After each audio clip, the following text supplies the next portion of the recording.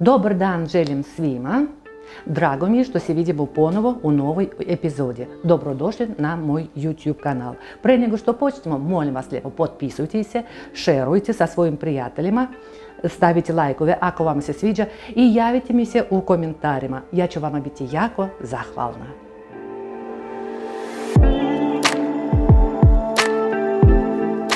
Danas ćemo da ispečemo slani kolač koji ja nazivam carska pita.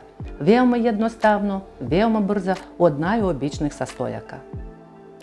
Kao što sam rekla, carska pita se pravi veoma brzo, zato nam prvi korak da razgrejemo rernu do 180-190 stepeni, to je prvo. I drugo, da pripremimo naše posudice za pečenje tako što smo ih premazali uljem i posuli sa malo brašna.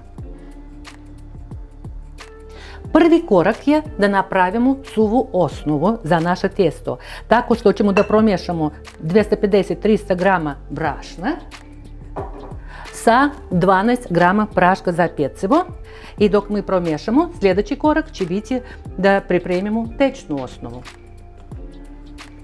Za tečnu osnovu promiješat ćemo jednu čašu ili 200 ml jogurta, 3 jajeta, ako hoćete da bude vazdušastije,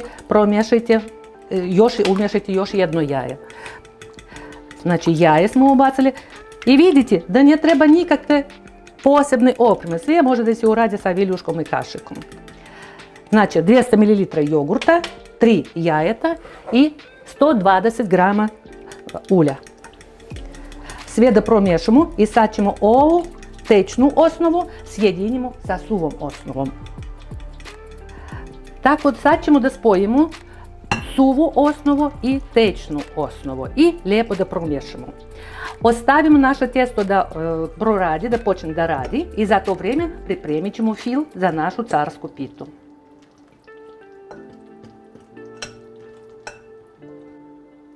Za fil za carsku pitu ja preporučujem 80 grama filete pečene paprike, može iz konzerve, do 80 do 100 grama kiselih krasavca iz tegle, oko 100 grama pečenice i dodat ću malo slanjenice, bukvalno tu ima 5 listića, zato što slanjenica će nam dodati sasvim drugačije note ukusa.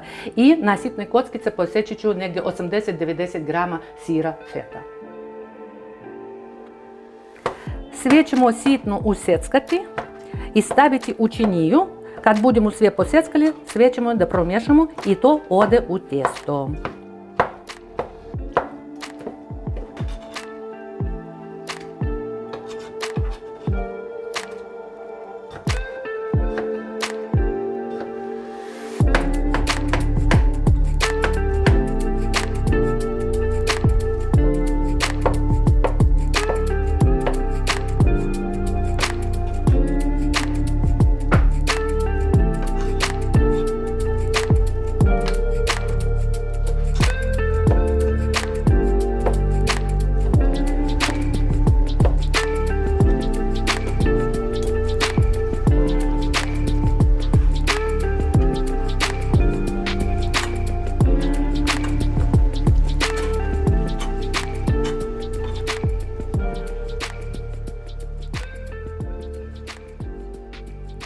Fil smo sitno prosjeckali i sad ćemo da pomiješamo, da se to rasporedi jednako. I sad ćemo ovu naš fil ubacit ćemo u testo. Evo, tako.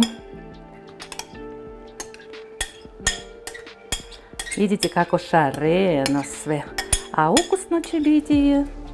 I sad možemo da promiješamo. I ne mora, vidite, ne treba ni mikser, niti šta i ne treba baš puno da se meša. Evo, malko smo promiješali, sasvim dovoljno za ovu pitu. Vidite kako gustine testo i kako lijepo će da progleda fil kad bude se ispeklo. Sad je vrijeme da stipamo u naše posudice za pečenje. Kao što sam rekla ranije, možemo pitu da ispečemo kao mafine i da ne punimo suviše mnogo modljice, samo 2/3. A sve ostalo ćemo da ispečemo kao jedini kolač i poslije ćemo da poseckamo na parčiće i bit će nam lijepo.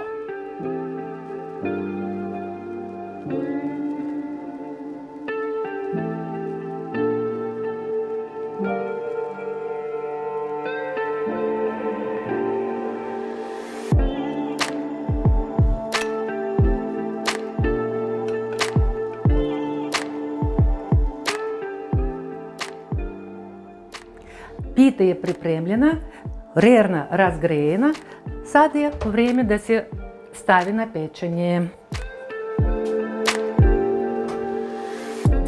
Na jedno 30 minuta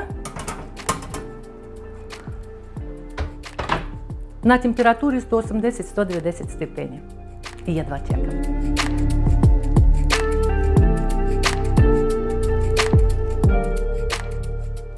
Prošlo je pola sata i došlo je vrijeme da vadimo carsku pitu iz rerne. Ali moramo da budemo sigurni da li je pečeno. To sam pokazivala kad smo pekli kolač od naranđe i limuna. Ali sad još jednom to da vidimo. Imam drveni štapić.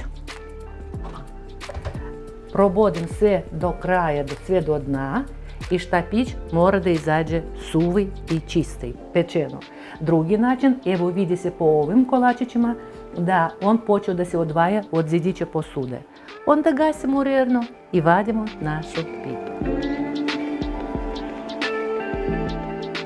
Kad budemo izvadili pitu iz rerne, stavit ćemo ju prvo da se prohladi u modlicama. Jedno 5 do 10 minuta. I tek poslije mi ćemo to da prevadimo, da sasvim se ohladi na rešetki za hlađenje peciva. Prošlo je 10 minuta i sad možemo da povadimo našu carsku pitu iz rerne u nekoliko zahvata. Eto, vidite kako lijepo se skida naša. A sad ćemo da prevrnemo. Opa! I eto tako. Isto tako lijepo ćemo da izvadimo naše mafine. Vidite, kada je pečeno, lijepo se odvaja od zidova modlice. Odlično. Naša pita je ispečena, prohladila se do 10 minuta u modlicama i poslije smo je izvadili. Ako ste ispekli kao mafine u pojedinačnom komadiću, onda možete to da pojedete odmah. I vidite kako to lijepo izgleda. Pogledajte. Aroma, da vam ne kažem.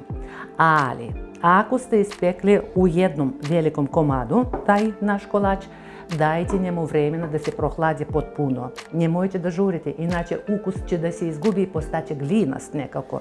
Ne, sad čekajte da se ohladi.